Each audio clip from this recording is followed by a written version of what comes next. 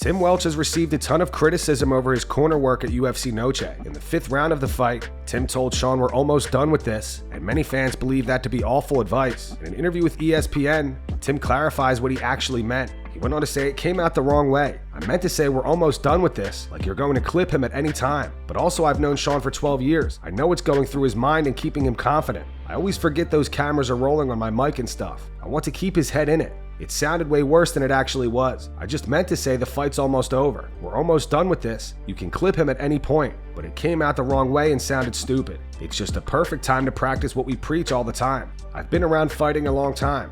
I know eventually you're probably going to lose. If you keep fighting the best people on planet Earth in your weight class, eventually you're going to lose. I just think every fight for Sean is going to be a big fight. The build-up is going to be big. He's just such a showman.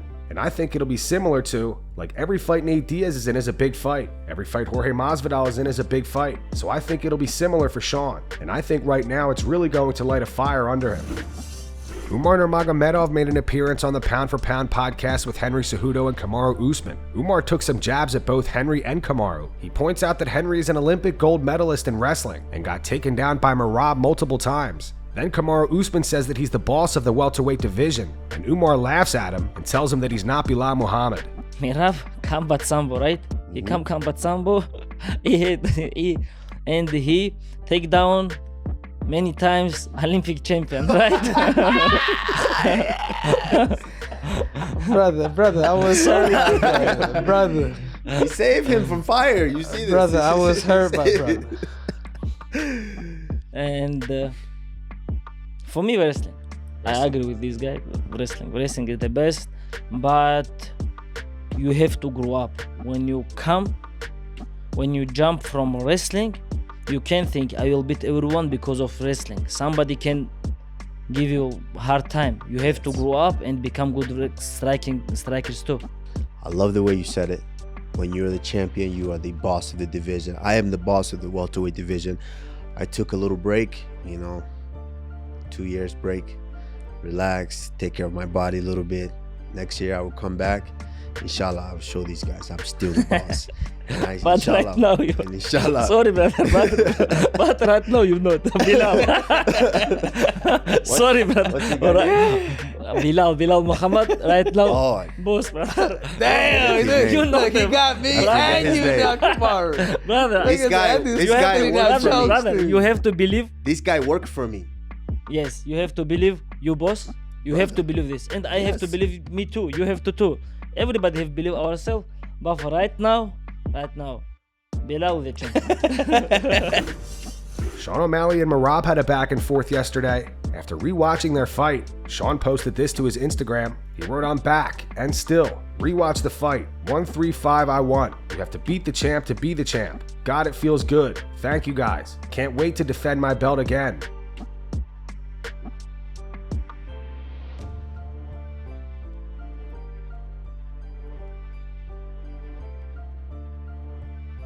I'm back! Just rewatched the fight. I won round 1, 3, and 5. You, Merab, you're still a I'm the champ and still undefeated, defending my belt in June or July against Umar Nurmagomedov in Las Vegas. I'm the champ and still round 1, 3, and 5. You don't believe me? Go rewatch it for yourself. I have Merab running like a round 5. I'm the champ. Rewatch the fight. Title defense number 3, Umar, I'm coming for you. Merab fired back with a video of his own. Merab posted this to his Instagram. He wrote, "It's hard to be a dad these days."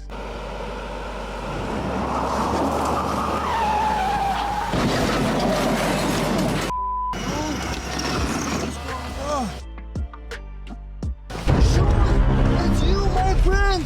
What's wrong with you, bro? Why you keep smoking, my friend? I thought you was just sleeping now. It's a sleep time for you, bro. Come on, bro. Listen, son, don't worry about this Umar Nurmagomedov. I will take care of Umar. You're not a champion anymore, and I'm gonna take belt from you again. So you drive safe, son. Let's go, Sean. No more smoke, no more smoke. See you. Bye. Drive safe, okay? If you are what you say you are, a superstar. Max Holloway thinks the UFC may have been shelling Ilia Topruia away from him. The two are set to fight at UFC 308 on October 26th. On his YouTube channel, Max said a lot of people are giving Ilia heat for the strength of his schedule that he had to the title fight, but he did what he was supposed to do. He won. He beat a guy, Volkanovski, that I had 3 times to beat, and he did it. He had the shot, but I believe the UFC made me fight every other contender at 45 for a reason. We're here now, and I'm going to prove, come October 26th, why the UFC was shelling him away from me. Having the career I had of being at 45 for forever, I got to fight the old generation guys, and now Ilia is considered one of the new generation guys. I'm excited to go out there and show that I'm still here. I'm still a part of this new generation. I'm only 32. I turned 33 in December. The sky's the limit. Daniel Cormier discusses the awkward interactions he has with Jon Jones at UFC events. DC confirms that they are still not buddies. DC and Ben Askren then discuss what would happen if Ben ran into Jorge Masvidal. As we spin it forward, we go to Salt Lake City, Alex Pereira versus Khalil Rountree, but the one that follows is the one that most is super excited about, as Jon Jones will finally return and fight Stipe Miocic, and Michael Chandler was announced to be fighting Charles Oliveira in a rematch. Jon Jones was in the arena on Saturday. Ben, so as it always happens, I'm sitting there doing my job. Guess who always comes up to say hi to me? John. I can't stop it. It happens every time. I thought you and John were buddies now. But we're not buddies. We're just we're not buddies. I don't we that don't was a joke. talk. That was a joke. We don't really talk. But it's like every time, it's like you end up in this situation where you're shaking hands. Yeah. Because what am I supposed to do? I get it. I find, like, for example, I find Masvidal to be annoying as and, you know, most people probably don't feel that same way.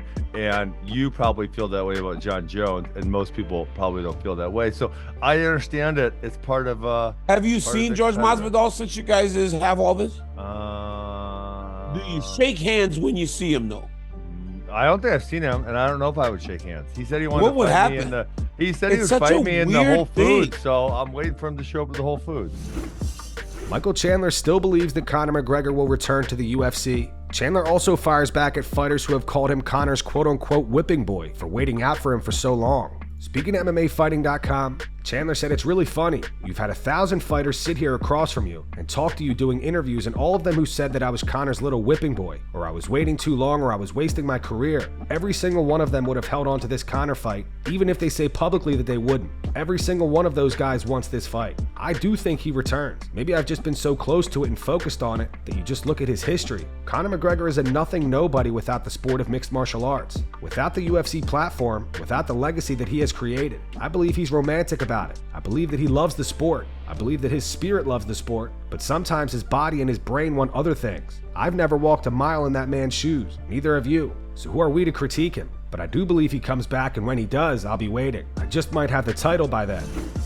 Deiveson Figueiredo agrees with Merab and does not think that Umar Nurmagomedov is deserving of a title shot. Speaking to MMAfighting.com, Deiveson said Umar just got here. He just had his first fight against a tough guy, and I'm sure he has to get tested more to fight someone else first. Maybe O'Malley. I'm already tested. I left a division where I was champion and moved up and fought strong guys. I had no easy fights. I definitely present more danger to Merab. I'm ready to fight him.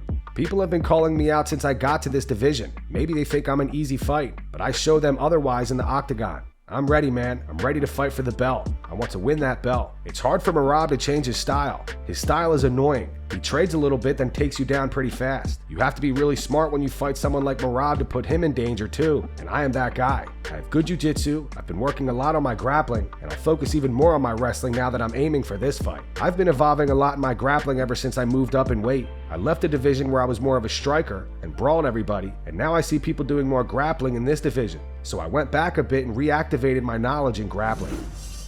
Ali Abdelaziz says that if Umar Nurmagomedov defeats Merab, he will give Sean O'Malley a title shot despite the fact that he just lost to Merab. Speaking to ESPN, Ali said, I would like to see Sean O'Malley do this. Take as much time as he wants off, and I believe Umar will beat Merab. And after that, Umar will give him a title shot coming off a loss. I think Sean O'Malley is one of the biggest stars in the sport. This is a business about making money, and I think Sean O'Malley deserves a title shot coming off a loss. Do you know why? Because Sean O'Malley makes everyone in the division money, not Merab. It's not Umar yet. Umar will be, though, because Umar has 2 billion people behind his back. He will be the second Khabib Nurmagomedov. He doesn't talk much. He needs to trash talk a little bit more like Khabib did, but Umar is special. Umar will fight anybody. Can be Petr Yan or Figueiredo, but this is about making money. And Sean O'Malley, nobody gave a shit about the bantamweight division before. You have to give him credit. I don't know Sean O'Malley. We're not friends. I don't have pink hair, but the guy brought a lot of hype for the division. How you don't give this guy a title shot coming off a loss?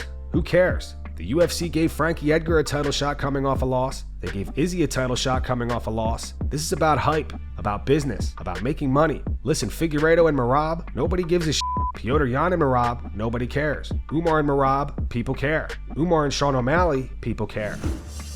Israel Adesanya discusses a job he had prior to becoming a pro fighter. Izzy reveals what his manager gave him when he was leaving the job. The manager did not like him. Remember my last job I ever worked? Yeah. Yes. Before I, decided to chase this dream. The one where you used to jack off in the bathroom. I didn't jack, just stop. Yeah. I didn't. I slept in the bathroom. On company time. That's what happened. No, but so when I was leaving, I forgot about this while I was at the house, the other house, and I found this, and I was like, "That's right. That the manager bought this as a leaving card for me." Are you ready? Read it out. No. Just look. And then you opened it. Bruh. And I remember when she showed everyone, like she gave it to me in front of everyone, like give a speech or whatnot, and gave it to me, and I remember thinking like, what the Was she your mate though? No, she hated me. Oh. She didn't. She pretended like she liked me, but she bro. Sorry you're leaving. Her last jab. Yeah, like the last jab. I know, but who got the last jab? You. I respect that. See, that's why you're a racist there. You piece of. I like your style. You're Khalil Rountree's coach John Wood believes Alex Pereira will be the one shooting for a takedown first. Recently, Khalil said himself that he has no plans of shooting for a takedown. Speaking to the Schmo, Khalil said, "In my career, I've never shot one takedown. That's not in my plans. I'm here to put on an amazing fight for the fans. Like this one, regardless of what anybody says, this is a fight for the fans. I think with my style, with his style, this fight's not going to disappoint. I'm there to do what I do. But my fans know what I'm capable of. All I can say is expect a banger, man." On to Khalil's coach. John Wood said, "In a nutshell, yes. I believe, honestly, my gut, I think Pereira shoots on Khalil. I think he's the one that breaks game first and shoots on Khalil to try to get that takedown. Because that's actually something he's done. I mean, we ain't shooting over here, I could tell you that." Sean O'Malley and Henry Cejudo had a heated back and forth today. O'Malley posted a video to his YouTube channel rewatching the fight against Merab. And here's what he had to say about Henry. I'm telling you guys, you can't have Merab as the champ. He's boring as I just rewatched the fight.